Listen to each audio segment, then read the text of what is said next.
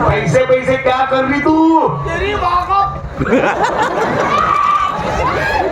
पैसे पैसे क्या कर रही?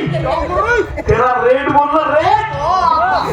रेट वाली नहीं है काका, रेट वाली नहीं देती. गुस्सा है क्या? अरे अभी हम बड़े बड़े होटल में खाना खाने को जाते, वहाँ पे रेट रहता.